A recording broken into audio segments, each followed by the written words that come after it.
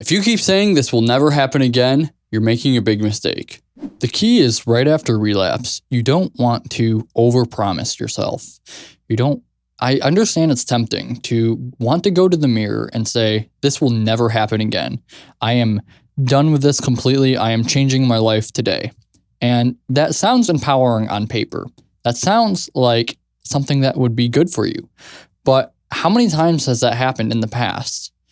By doing that, you corrode your own self-trust, and eventually you begin to not believe yourself when you say that.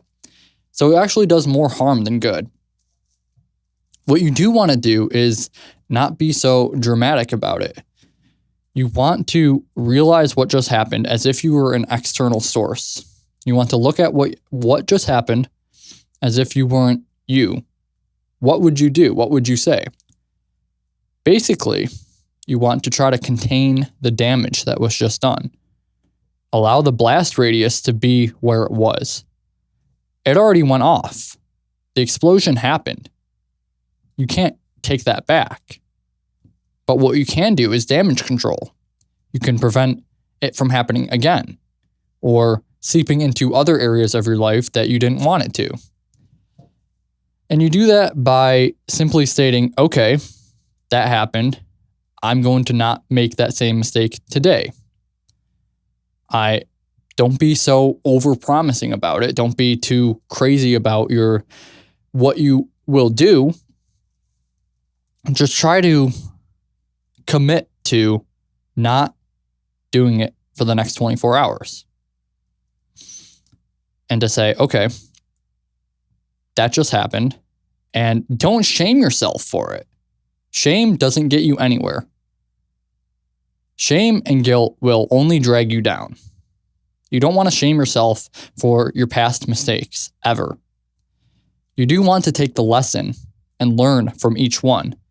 That is the iterative process. You iterate and you learn from each mistake.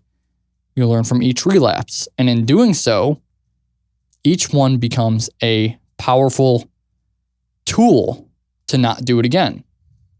You start to leverage each mistake so that it builds you closer to a win.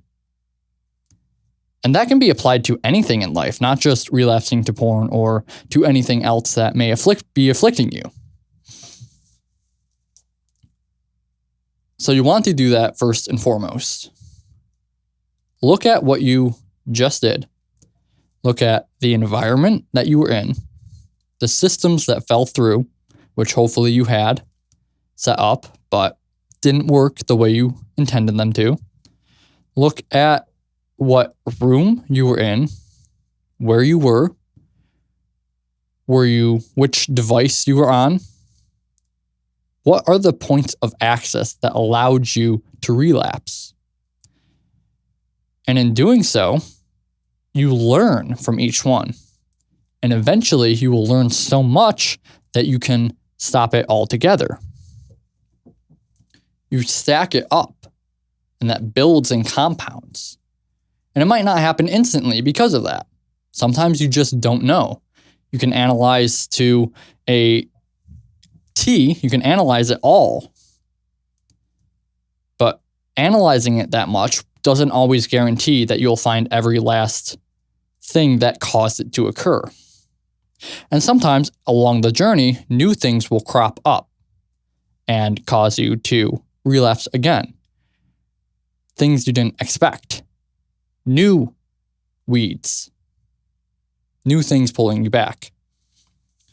And then you have to deal with those in their own way too. So you want to look at what time you also relapsed. Was it late at night? Did you not go to bed when you said you were going to? Was there unplanned time? These are all things that we could go down and talk about and things that need to be addressed, but without shame, without beating yourself up. Beating yourself up only pushes you towards it. And that kind of beating yourself up about porn only pushes you back towards using porn. And it seems like an oxymoron because it seems like it would be a paradox. It seems like beating yourself up about it would give yourself that punishment. But that's not the case. Beating yourself up about relapsing is only going to cause more negative internal friction, which is what brought you towards relapse anyway. So you don't want to beat yourself up about it. You want to be grounded about it and just fall off your horse and get back on it. Don't make it as big of a scene. Don't give it that power. A lot of times what can happen is by making it this huge monumental thing in your mind, by making this huge monumental thing in your mind, what you actually do is give it way more power than it even deserves. Don't make it this colossal thing. If in your mind it seems like this colossal, giant, untamable beast, do you think that you're going to have the confidence to actually get rid of it? To put it beneath you? Because it just makes it statistically less likely. Hey, if you enjoyed this video, you can watch the full version right here.